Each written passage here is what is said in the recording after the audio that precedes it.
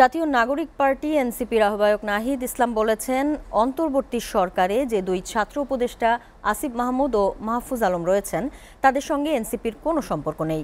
তারা যদি রাজনীতি ও নির্বাচন করতে চান তাহলে সরকারের থেকে বের হয়ে সিদ্ধান্ত নিতে হবে। তিনি বলেন, আলাপ আলোচনার মধ্য দিয়ে জুলাই ঘোষণাপত্র বিচার, সংস্কার এবং নির্বাচনের রোডম্যাপ একত্রে ঘোষণা করতে হবে। দুপুরে রাজধানীর বাংলা মোটরে এনসিপির অস্থায়ী কার্যালয়ে এক সংবাদ সম্মেলনে তিনি এসব কথা বলেন। সঞ্জিদা প্রিয়র প্রতিবেদন। রাজধানীর বাংলা মোটরে রূপায়ণ টাওয়ারে সমসাময়িক বিষয় নিয়ে সংবাদ সম্মেলন করেন জাতীয় নাগরিক পার্টি এনসিপি। শুরুতেই এনসিপির সদস্য সচিব আক্তার হোসেন বলেন, অন্তর্বর্তী সরকার 5 বছর থাকবে না কত বছর থাকবে এটা তাদের বিষয়। এর সঙ্গে এনসিপির কোনো সংশ্লিষ্টতা নেই। মানবিক করিডোর সহ সব বিষয়ে রাজনৈতিক দল ও জনগণের মতামত নিতে হবে। করিডোর হোক আর হিউম্যানিটেরিয়ান করিডোর হোক, যে সিদ্ধান্তের দিকে সরকার অগ্রসর হতে চাক না কেন, সে ব্যাপারে যেন জনগণের মধ্যে এবং রাজনৈতিক দলগুলোর সাথে কোনো ধরনের ধোঁয়াশা না থাকে। সে সরকারকে 5 বছর ক্ষমতায় থাকতে হবে, একটা দীর্ঘ সময় কাজবিহীনভাবে সরকার সময় পাবে এমনটা আমরা মনে করি না। আমরা মনে করি অন্তর্বর্তীকালীন সরকার সময় পাবে তার কাজের ভিত্তিতে। যে আকাঙ্ক্ষার ভিত্তিতে অন্তর্বর্তীকালীন সরকার গঠিত হয়েছে, সে আকাঙ্ক্ষাগুলো পূরণ করে অন্তর্বর্তীকালীন সরকার তাদের দায়িত্ব সমাপ্ত করে নির্বাচনের দিকে অগ্রসর হবে। এ সময় এনসিপির আহ্বায়ক নাহিদ ইসলাম বলেন, নির্ধারিত সময়ের মধ্যে জুলাইয়ের ঘোষণাপত্র দেওয়া উচিত। বিচার, সংস্কার ও নির্বাচনের রোডম্যাপ একসঙ্গে প্রকাশ করতে হবে। তাহলে জনমনে ও রাজনৈতিক দলগুলোর মধ্যে এক ধরনের স্বস্তি এবং আস্থার জায়গা তৈরি হবে।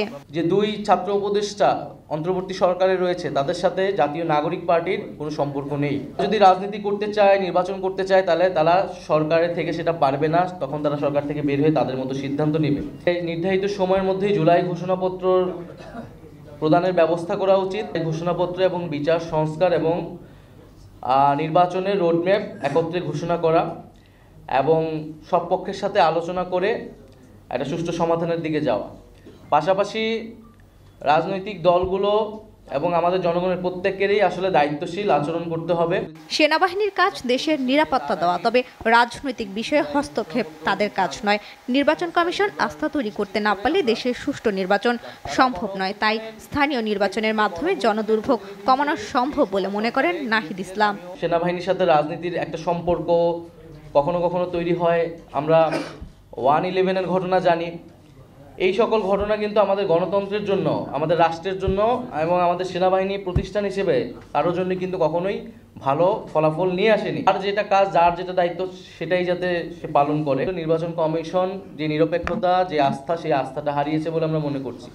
নির্বাচন কমিশন যদি সেই আস্থার জায়গা ধরে রাখতে না পারে, তাহলে এই নির্বাচন কমিশনের পক্ষে একটা সুষ্ঠু নির্বাচন দেওয়া সম্ভব নয়। আমাদের স্থানীয় সরকার নির্বাচনের দিকে যাওয়া উচিত। স্থানীয় সরকার নির্বাচনের ফলে মাধ্যমে নাগরিক যে দুর্ভোগ, সেটিও আসলে দূর হবে। অন্তর্বর্তীকালীন সরকার গণ অভ্যুত্থানের প্রেক্ষিতে তৈরি হয়েছে, তাই গণ অভ্যুত্থানের আকাঙ্ক্ষা বাস্তবায়নের দায়বদ্ধতা রয়েছে। শুধু নির্বাচন নয়, জুলাই গণহত্যা সহ বিগত আমলের অপরাধের বিচার এবং রাষ্ট্রের মৌলিক সংস্কারের মধ্য দিয়ে সরকারকে নির্বাচনের দিকে যেতে হবে। জুলাই গণহত্যা সহ বিগত আমলের অপরাধসমূহ এবং তার বিচার এবং রাষ্ট্রের মৌলিক সংস্কার মধ্য দিয়েই সরকারকে নির্বাচনের দিকে আসলে যেতে হবে।